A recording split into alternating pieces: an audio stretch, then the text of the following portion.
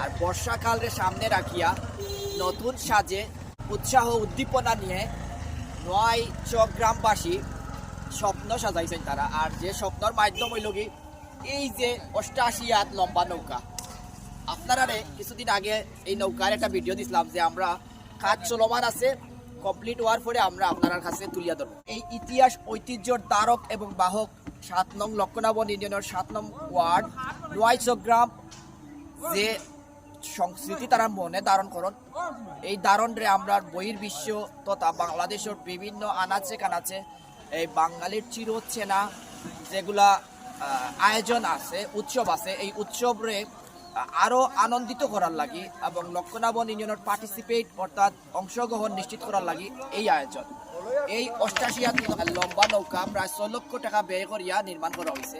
কার লাগে নির্মাণ করা হয়েছে, কেনে নির্মাণ করা হয়েছে এই বিষয়ে আপনারা জানতে পারবা। আমরা এখানে আসই স্বাগতিক ওয়ার্ডর নয়চক 7 নং ওয়ার্ডর সম্মানিত ইউপি সদস্য মকুল ভাই আসেন, শ্রদ্ধাভাজন ব্যক্তিবর্গ আসেন এখানে যে নৌকাটা বানাইছে এটা নিয়ে আপনারা পরিকল্পনা আছে কা?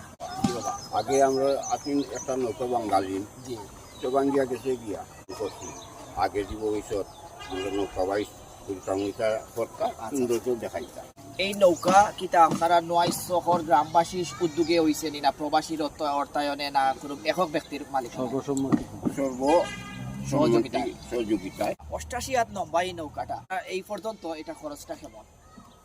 6.5 লাখ টাকা এটা করা তৈরি করতে কেমন দিন সময় লাগছে? প্রায় উপস্থিত আমরা বিগত দিনে একটা নৌকা ছিল নাম বাংলালিং, ওইটা আমরা ডিস্ট্রিক্ট চ্যাম্পিয়ন হয়ে আমরা টুকর বাজার থেকে এসেছিলাম, আপনারা অবশ্য পাইছেন। এখন আমাদের যেহেতু নৌকাটা ব্যাঙ্গে চলে গেছে, সেই নৌকা নাই।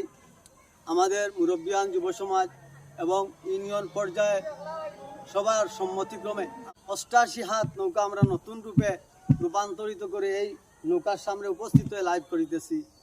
তাই আমি বাংলাদেশের যে যেখান থেকে আমাদের এই লাইভ এবং নৌকাটা দেখছেন আমাদের জন্য শুধু দোয়া করবেন। একতা, সমৃদ্ধি, সম্প্রীতি, ভালোবাসার ওয়ার্ড নয়চক। এই যে নৌকা একটু হইল একটা আবেগর জিনিস। এখানও প্রবাসী হকলের ভালোবাসা, এলাকার মুরব্বিয়ান হকলের ভালোবাসা, যুব সমাজের ভালোবাসা এবং সর্বশেষ নৌকাঘারে যেটা দেখলাম এটা এখন হয়ে গেছে লক্ষণাবন ইউনিয়নের ভালোবাসার একটা জায়গা। কারণ এটা হয়ে গেছে আবেগর জায়গা। এটা এখন বিভিন্ন উপজেলার নৌকা বাইসে যাইব। আমরা যখন জয়লাভ করবো, বিজয়